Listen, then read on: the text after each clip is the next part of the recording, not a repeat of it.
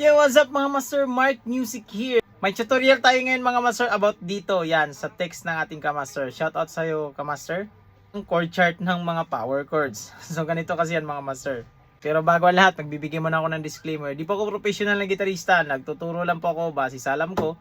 Sarili kong research experience. Nasa sa inyo na yan kung susundin nyo to o hindi ang may tinuturo ko. Let's go! Meron lang akong ikwento sa inyo mga master. Ganito rin dati yung naisipan ko eh. Pwede pala hindi na magko-chords ng bar chords na ganito. Yan. Kasi mahirap mag-bar chords sa dating gitara ko, mataas yung action, mahirap mag-bar chords.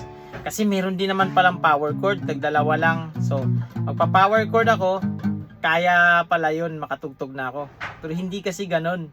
Kasi example, yung kanta nyo slow or love song yung kanta mo tapos magpa-power chord ka lagi, hindi na pwede yun. Kasi kailangan na ng chords. Yan, bubuo yan. May mga ganito, chords na tayo. Hindi na yung power chords lang. Yan.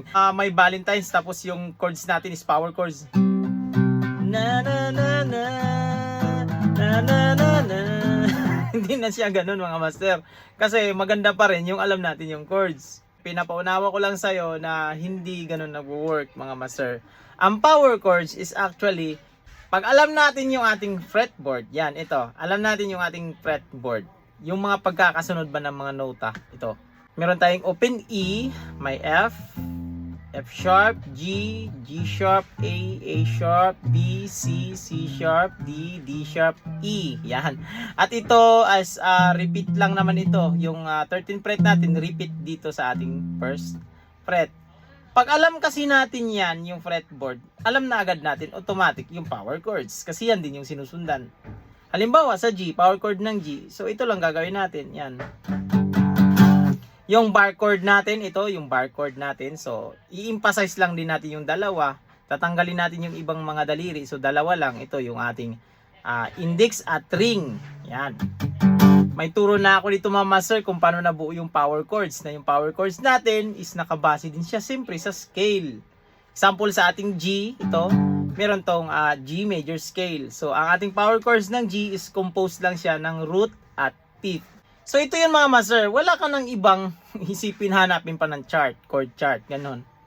Kasi ang power chords is doon din nakabase sa fretboard. Kaya pag i-memorize mo yung fretboard, sasauladuhin mo yung fretboard, matik sa ulo mo na rin yung mga power chords. Kasi parang ganun lang din yun. Parang nagbe-bass ka lang kumbaga, di ba? Yung bass natin na ito, G, A, B.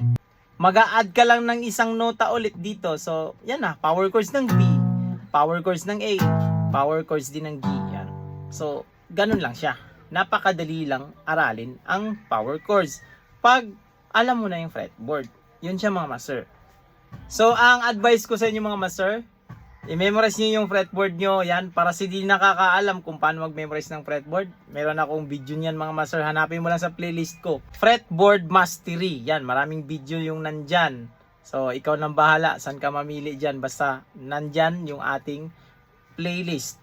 Fretboard Mastery. Makikita mo. Malalaman mo na ganun lang pala kadali mag-memorize ng fretboard. So, hanggang dito lang sa ating video na ito mga master. Huwag itong kalimutang i-share sa mga kaibigan nyo, kilala nyo na mahilig din sa gitara. So, this is Mark Music. God bless you all. Peace out!